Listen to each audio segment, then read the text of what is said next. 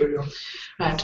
Looking at your second assignment, which is based on Unit 2, specifically learning processes, where you have to write an essay on the learning process of the intermediate phase learner and related components as it applies to the learning process. Once again, consider the points that I've given you as well as the assessment criteria to cover this assignment successfully. Also, let me just go back to my own notes. I think what is important for you to remember is what is the learner experiencing during the teaching and the learning process in the classroom. In your previous assignment, you covered the learning theories of Vygotsky and Bruner and all of those theories. Don't forget about them. Go back to them because that would locate this learner for you, specifically the intermediate phase learner, so that you can understand that learner and how he's experiencing specifically the learning process, which we will go through in a little bit more detail. And remember, it's a learning process, so it's not a one-off event. It's not a product at the end that you look at specifically. It's the whole process of acquiring the knowledge, using the knowledge, and applying the knowledge in a meaningful context.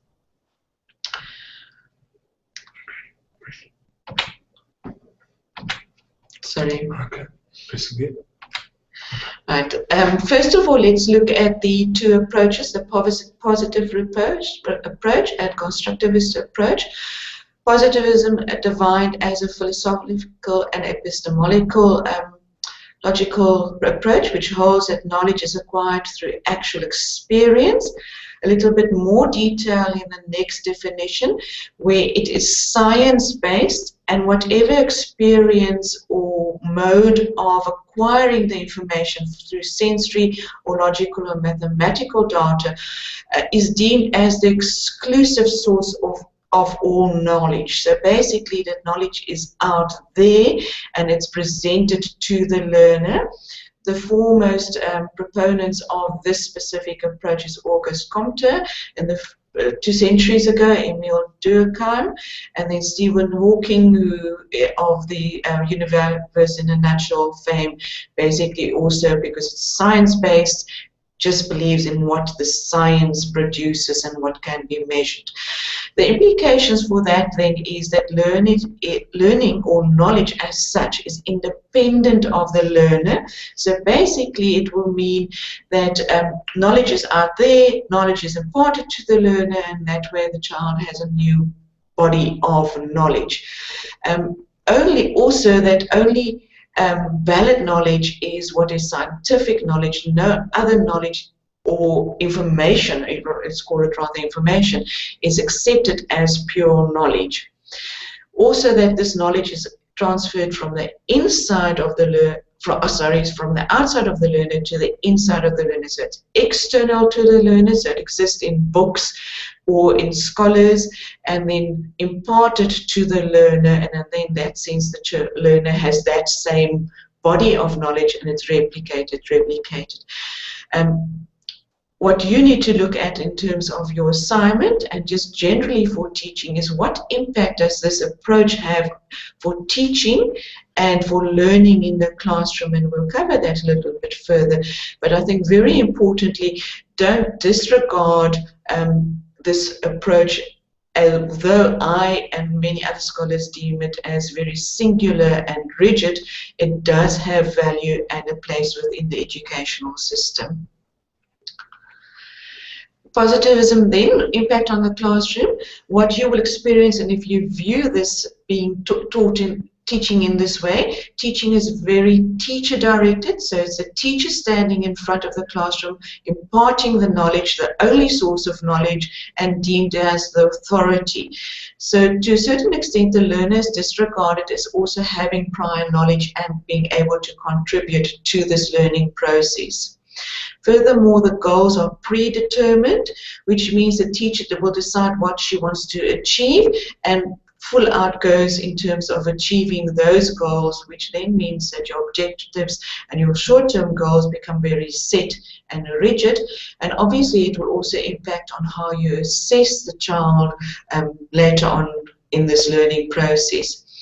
The activities and learning materials are also teacher-driven, which would mean that the teacher would prepare on her own, bring to the classroom, where, for example, another approach would be the learners would be told about what they would be covering and learning and being invited to bring samples or models or materials as contribution to that specific lesson. As mentioned before, the assessment is teacher-driven and not so much learner-driven, and that impacts on many aspects. For example, learners don't evaluate themselves, there's no peer evaluation involved in this specific approach, which then means that the learning becomes very passive to a certain extent and with very, if any, input from the learner. So those are aspects that you need to consider in terms of presenting lessons as well. Let's look at it again. Furthermore, it's also sometimes deemed as a one-size-fits-all. Basically, you prepare your lesson, you stand and you present, and you don't deviate or adapt as you're presenting, catering for different children's questions, or if you notice a child is wriggly, etc., you basically stand and deliver. Also, perhaps if we could look at our sense here in terms of the e-learning, can be construed as, to a certain extent, positivism approach, in the sense that I've planned it beforehand, presenting it to you, and bar for the few questions that do come up, it becomes very singularly concentrated on what I present to you with very little input from the students. So in that sense, look at the reduced social interaction from learners in this approach. Also look at how different learning styles of learners are catered for or not catered for, and in the same sense, how are their learning barriers taken in consideration in planning and preparation and presentation of this lesson.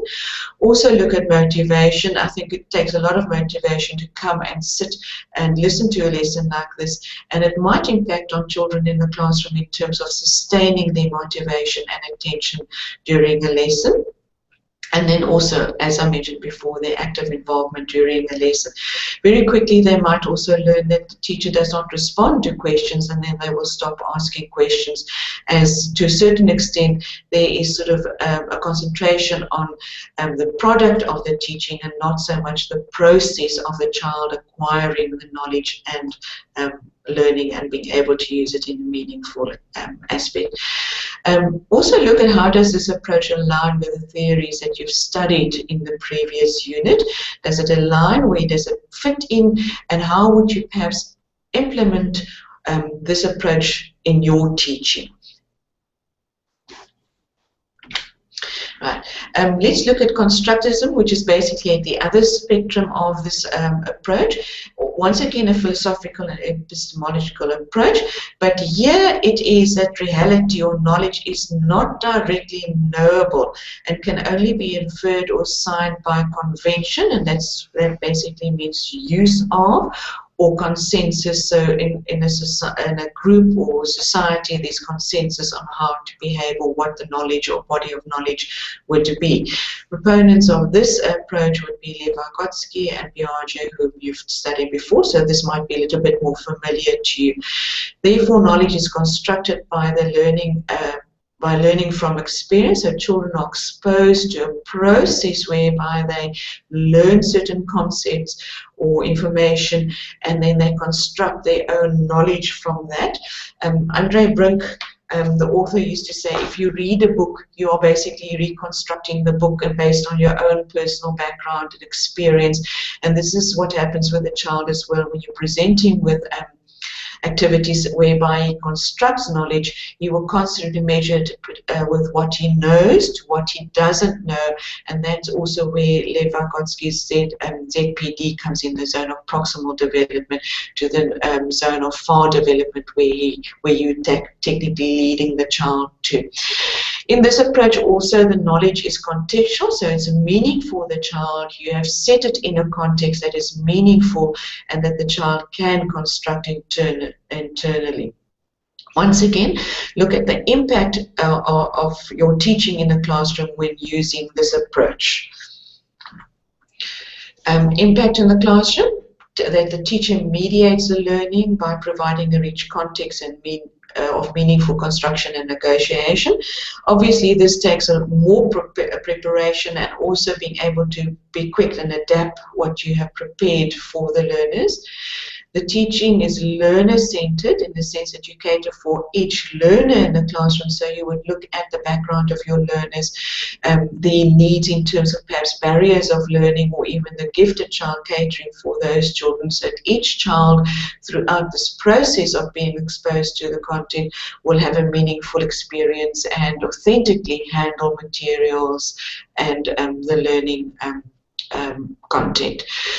Also, that the activities and materials as I've presented for is more context driven and can be individually constructed, whereby children basically have an input in terms of what materials could be used and might even bring their own examples of what is being learned at that specific moment. Also, with this approach, what is interesting is that it's accompanied where the teacher could take children on an outing or have guest speakers, is another technique within this constructive approach to make it more authentic and context driven for the child. As mentioned before, also artifacts are shared, and where children can collectively reflect on the artifacts, as well as individually in terms of perhaps however you've designed the assessment for the learners. Words or concepts that we generally associate with this constructivism approach would be social learning, interpretations, multiple meanings, learning styles. I'm not going to go through all of them, but would highlight some of them for you very specifically. If we look at the second last one, collaboration, in the first list, it's not just mere teamwork, but it's basically where each partner in a team would have meaningful component to produce in the task that has to be delivered, and not so much the everybody goes on their own, do the little bit of work, and then come back and just amalgamate it or compile it and then present it. But it will be a process of collaboration in terms of deciding what needs to be prepared, planning it together, and at the whole stage each learner will know what the other learners are busy doing, and in that sense it becomes a far more authentic and active learning process. ZPD, once again, is the zone of proximal development, looking at where the learner is at that moment, what their knowledge is, linking it with the pointers below, what is their prior knowledge, and where do you want to take them to, and what do you want to achieve in this learning process through what you've prepared for the learner. Also, if I can look at scaffolding, because that does appear in your assignment as well, please read up a little bit more specifically, as I have not covered that extensively in this presentation. But scaffolding would basically be, if you can visualize a scaffold around a building, and as a building grows, you're adding more scaffolding. In the same sense, for the child's learning, you're adding more layers of learning that might be more complex, so resulting in more deeper learning and perhaps better understanding of the concept that you are busy preparing them for. Think of maths, where they would basically start with numbers, and you would scaffold fractions by doing that they understand what is a whole number, what is a fraction, and then they can do operations in fractions. So it's basically building on previous knowledge and learning becoming more complex for the learner. Also look at project-based learning, the second last one on the next column, where basically for the learner here it would revolve around that a project is set.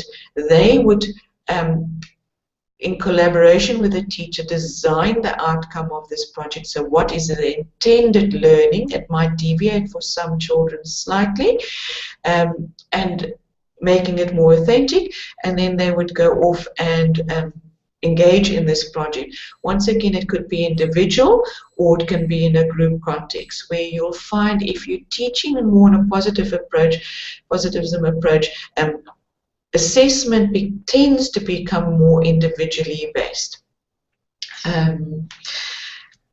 Point that I have not mentioned there is making connections. I think in the constructivism approach, because you're providing scaffolding and you're pulling from prior learning as well, and the child's internal schematas. What you're doing is you're connecting knowledge and you're creating connections for children so they can see where subjects are integrated. Also, if you teach in an integrated manner, which is part of what this process or approach also advocates, it becomes more meaningful for the child and not separate little bits of knowledge. One example that I continuously come across in teaching is that children have very little understanding of a timeline in history. Although they can give you dates of various events, they have not put it into the context what's happening in another country at that same time frame. So that's what we mean with being connected. Another question that we have here, in terms of how are scaffolding and mediation similar or different. Scaffolding basically would be your building upon previous knowledge. Mediation is basically just you as a teacher, how are you mediating the scaffolding? So what clues are you giving to the children? Do you know the child so that you can give them specific information that will add to their scaffolding? So see mediation more as your teaching strategy to achieve scaffolding of knowledge. I hope that answers your question specifically. If not, you can contact me. Once again, coming to that mediation is your tool in this teaching process. So look at that perhaps as your task. Later on, I might as well mention it here.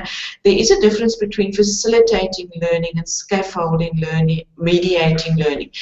In facilitating learning, you basically would be providing the materials, give the task and step back.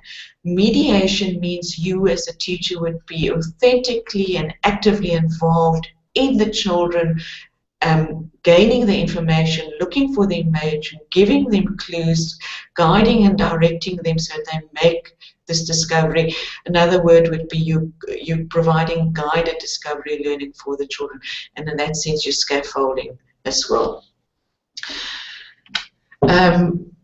In both these approaches, consider how you would design and implement the current curriculum based on a particular approach, and using these elements to guide you in the sense. So analyze which one you would use, design that approach around how you would teach, develop it in terms of its components in the various subjects, implement it, which means that you're presenting it to the learners, you're assessing the learners, and then evaluate the total process in terms of how meaningful it was and what changes you would need to do.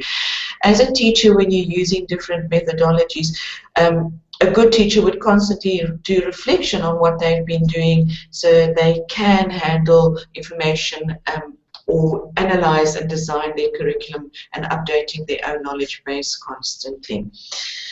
Let's move to the next one. Okay, go. Right. So just as a conclusion of this little component of the lecture is your lesson or classroom creating an exciting and motivating learning environment. Is there lots of material in the classroom? What's your approach in the classroom? How involved are the children in the classroom? And I think that should always be at the back of your mind. How can you make it exciting in that sense, adapting as you're carrying on, which means you're on your toes the whole time, and you have to think on your feet as well.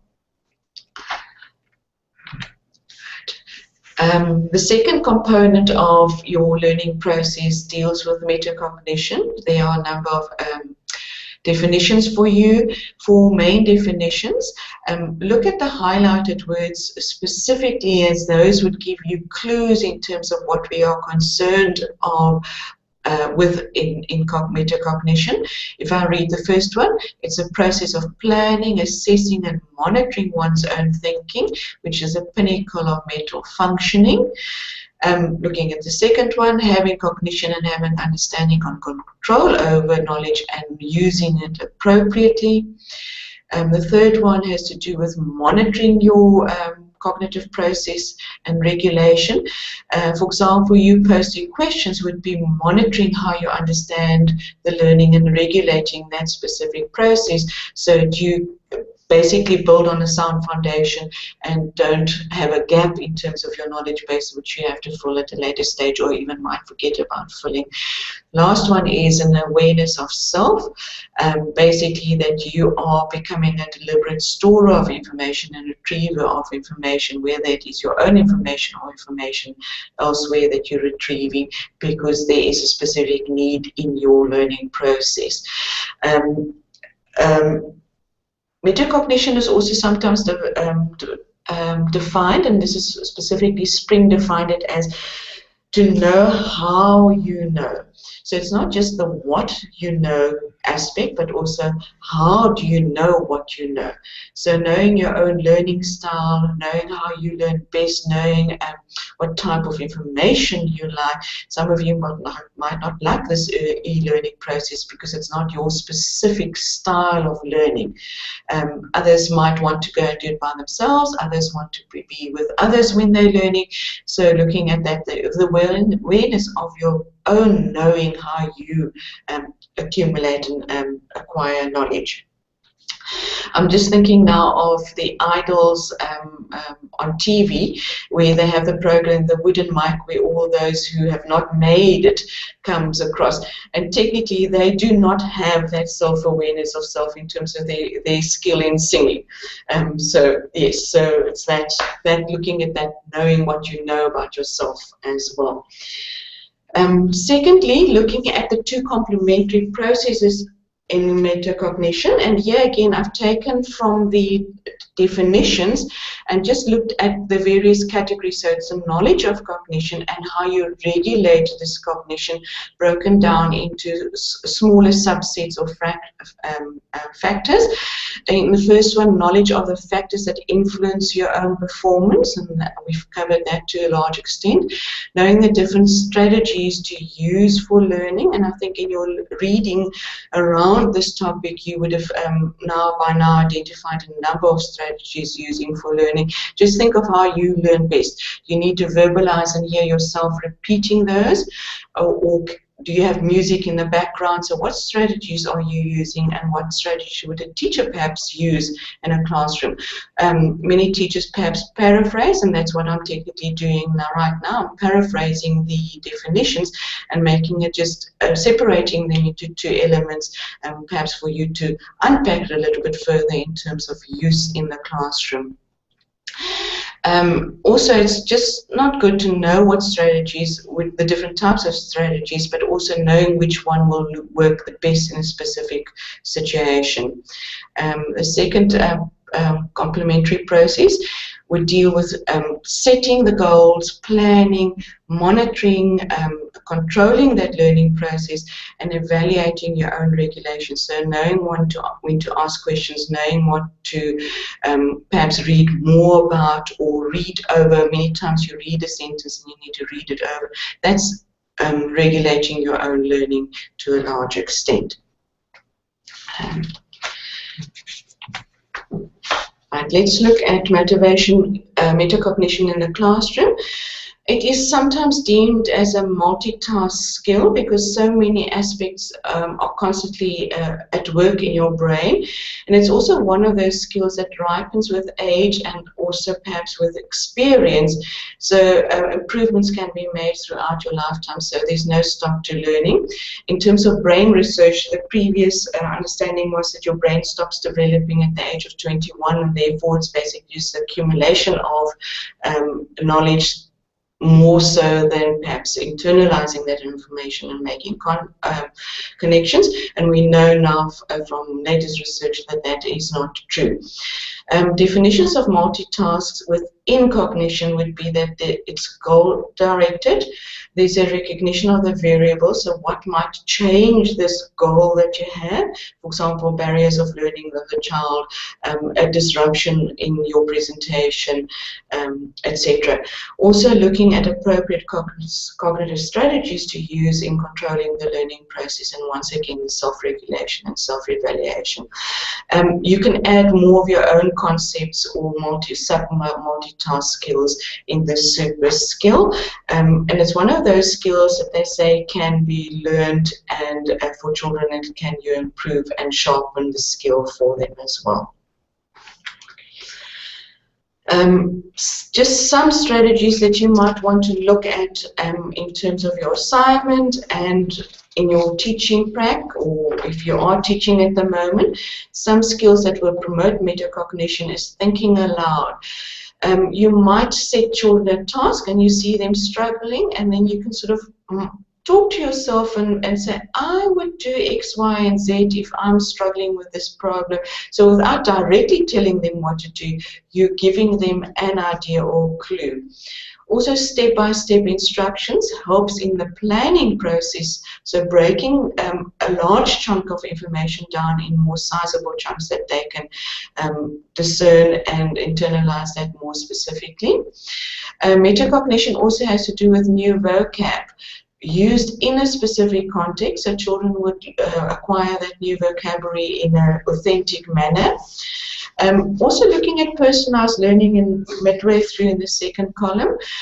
Personalized learning for the child in the sense that you know the child, you know their previous knowledge, and perhaps make a comment in terms of that, or make that bit of learning for them more specific or personalized. As I was driving through this evening, there was a program on TV, on the radio, in terms of domesticated animals, and would you swim with dolphins, and are they domesticated or not, and in a sense that you could use that then for a child to link it with what they are learning and learning about, and taking that further for them. So use any bit of information that you have. You might be driving in a car with a child, you might be going in the garden with a child, etc. Also, very important aspects which we sometimes disregard in metacognition is time management. And time management is all about understanding your own learning process. What are your strengths and weaknesses, so that you can time manage that more specifically.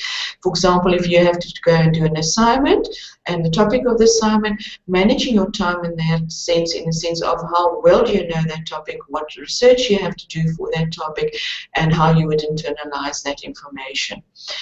Assess your own ability in the sense of, have you succeeded, have you not succeeded, where do you need to work a little bit more on a knowledge base. And then obviously in your reading you will come across many more of these metacognition strategies that you could use. Just go back. Let's just go back.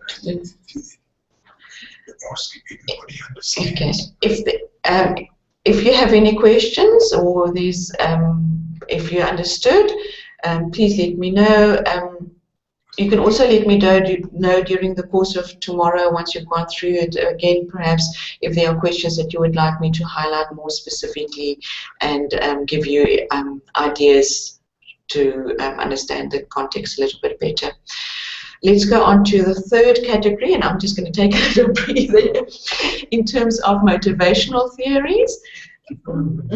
Why don't you just take a minute just to review what you've been doing already about metacognition, and if you want to, you can write questions here for Sandra in the group chat for it.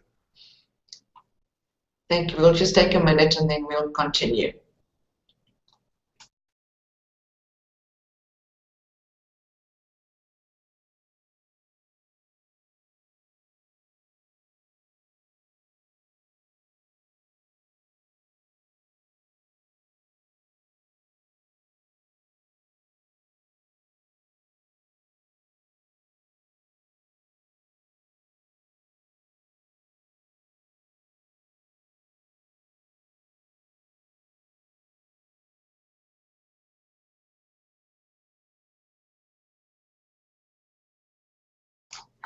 Right, thank you for the break. Let's continue. While we were waiting, there was a question: is there an age at which metacognition is optimized? I think here it would depend very specifically on a learner, but I think at any age metacognition can be optimized depending on the circumstances and the learning required. Obviously, the younger the child, I think you can optimize and acquire those skills far more easier as it becomes more natural. At a later age, as we know, it's a little bit more difficult to learn those skills and apply them. So the younger it happens, I think the better it would be optimized and internalized for the child to become their way of thinking and dealing with information. I hope that answered your question. Looking at the third component, I think it's the third component, yes, of your assignment, where you'll have to look at the various motivational theories. I'm not going through all of them. I expect that you would have at least have read some of them, etc. If there are questions about them that I perhaps need to unpack for you a little bit more, you can let me know. But basically, let's look at a definition of motivation, in a sense of it's a process that describes why and how human behavior is activated and directed. Or another definition, motivation is a need or desire that energizes behavior and directs it towards a goal. So we here look at human behavior and why we act in the way we act. And then obviously the various theories will have their reasons for why that behavior, specific behavior is acted and what it is that we want to achieve, what goals we have in mind. Just to give you perhaps an example, Maslow's top goal would be self-actualization, which is very similar to your metacognition, that you self-actualize your own learning. Maslow starts off with a basic need in terms of your physical needs. It might be hunger, sleep well, etc. in terms of achieving a specific goal. I think also motivational theories that you need to look at very specifically is intrinsic and extrinsic motivation. Extrinsic motivation is factors outside the person that motivates them in terms of a certain behavior, money, fame, power. Specifically the intermediate phase child, I've heard of many children that would get elaborate gifts if they achieve a certain percentage at the end of a year, and that would be an external motivation. From previous experience, I also know that that learning becomes very hollow in the sense that the child learns to retain information and it does not become very meaningful in terms of his application of that information. Intrinsic information is what we would need to strive towards in education, and that's something within the person that energizes them or makes them want to achieve something. It could be their own interest in a specific subject or topic, their curiosity, a personal challenge, or basically improvement of self that would motivate that specific child. The closer we can come to intrinsic motivation, the more lasting and meaningful and more deeper that learning will be for the learner. Also looking at purposes of motivation, we've covered them previously in a little bit more detail. I've mentioned a few, obviously there will be more, but determine what the learner's motivational drive is in your classroom, whether it's external or internal, and then you would be able to motivate that child so much better. And access and motivation and metacognition run parallel. They virtually go hand in hand in terms of you as a teacher using those factors to promote a child's learning. So look at that very carefully for the learner.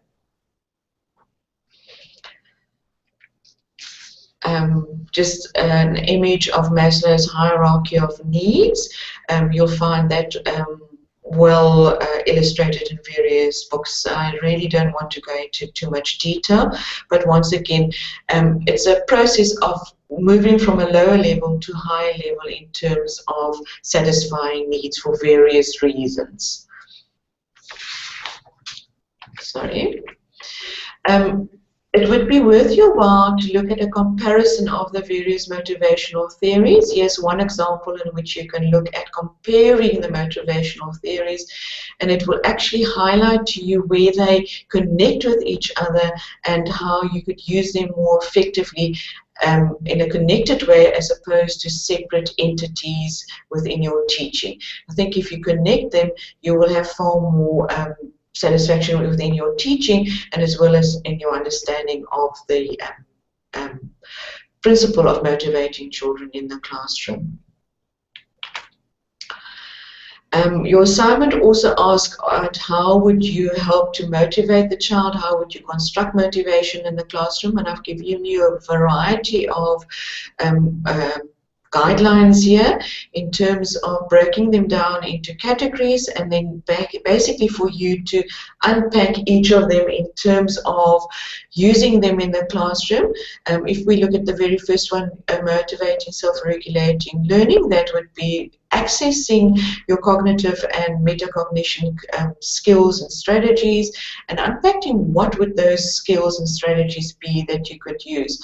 Also look at your resources or educational environment in which you operate. How well resourced is the school? Do you have an outside area that you can also use for children perhaps to go and sit and learn in, or use as a source for investigation? I was in the very fortunate position quite recently that the school I was at the edge of the town, which meant that we were right at the edge, and our back door was basically the veld. And we were very fortunate also to have animals, groundhog, squirrels, etc. And we often went in as an early morning exercise, going and exploring spores and trails that the animals have left. So looking at your environment and how you can use your environment very effectively. Looking at the learner self, very specifically your assignment is located for the intermediate phase child. So here, look at what developmental stage the child is at, and bear that in mind as you are doing your assignment as well. You will also gain a lot of that from your previous assignment, the information that you have studied and presented in that specific assignment. Educator, looking at the various skills an educator would need to access to promote motivation or construct motivation within the classroom. Once again, looking at your own organizational skills. Have you planned before? How smooth is the presentation going? How are you using your own experience? Are you learning from your experience and applying it newly? Looking at the classroom dynamics, what type of children do you have in that specific class? And those of you who've been teaching for a while, or as you enter teaching, you will soon learn that they come in waves. One year you will have a very disruptive class, next year you will have a smooth running class and everybody listens and does exactly what you want. And another year you might have one or two that are disruptive, etc. So they come in waves, and that's how we experience education. In school and beyond, the previous factors were all on sort of the micro level, what you as a teacher have control over and an impact, and that you can guide.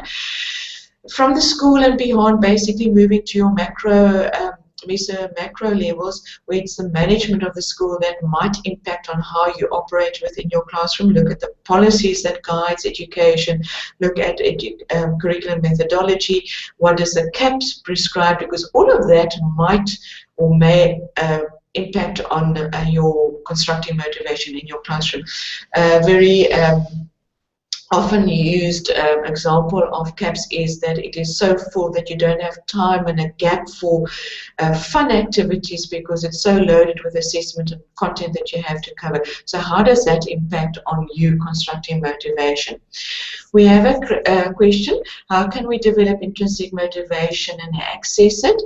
Basically on this slide is basically various tips for you. You just need to go and unpack them in terms of developing or unleashing intrinsic motivation for the child.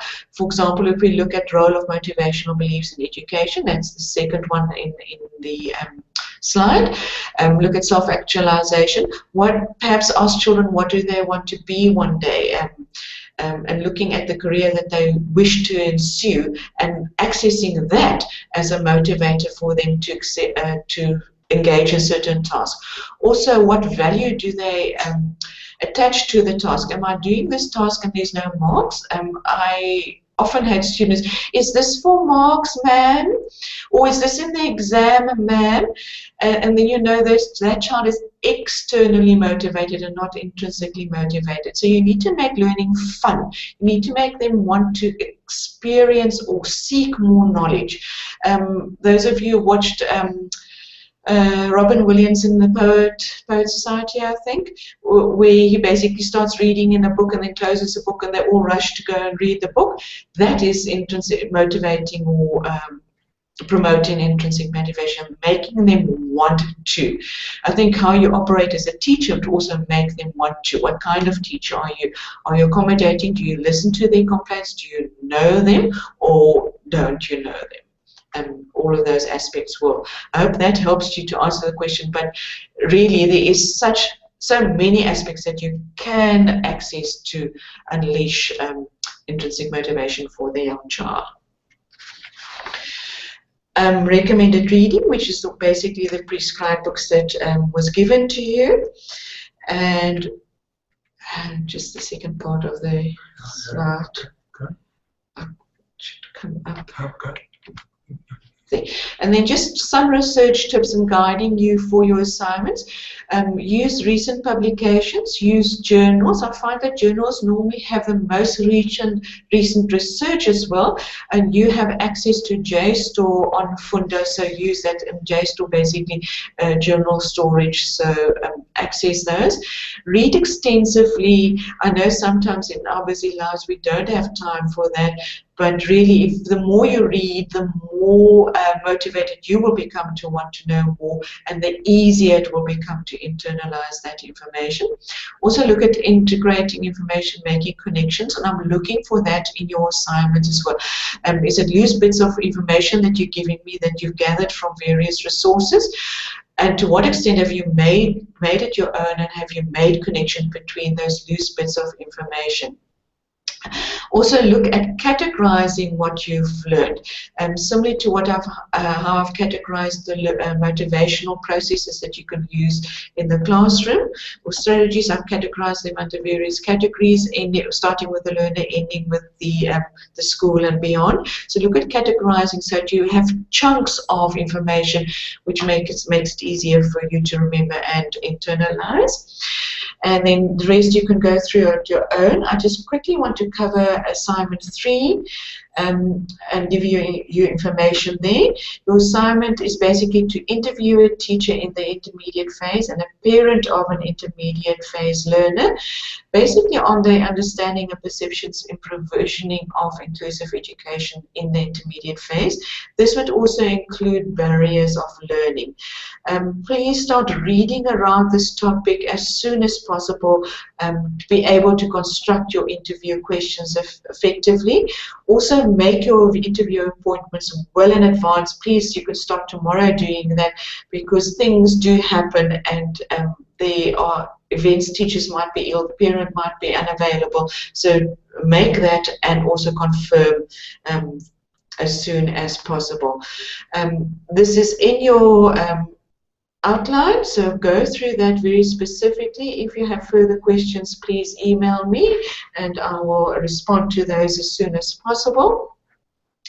But basically, looking at your assignment, that you will have a questionnaire as your addendum. I would recommend 2 different sets of questionnaires, one for your teacher, one for your parent, although they might be similar questions, but obviously you'll pose them slightly differently for each. Looking once again in terms of the assignment that there is a body, introduction and conclusion, and label it as such as well, please, in the sense of your introduction and your conclusion. For the assignment. And then I've given you some additional reading that you can look at. The first book I bought from Pretoria Booksellers, and I find them very efficient and helpful in terms of also accessing books for me very quickly. So, and they are countrywide, so look at those. Another question. Yes, it is the 2nd edition, although I think there is another a more recent edition or in the making. I don't know if it's published yet, but you know, editions tend to have just a little bit more of added information. Generally, it will cover the same context and broad brushstrokes of the information within a book. And then just a reminder of your important dates, your assignment 2, which is due on the 3rd of September, assignment 3, which is due on the 24th of September. So very busy September, and also our next tutorial on the 15th. And thank you very much for tuning in. I hope this has been meaningful. Please give me feedback on the presentation so that I can adapt and stylize it more to your specific needs. Thank you very much. Have a good evening and start reading. Thank you. Good night.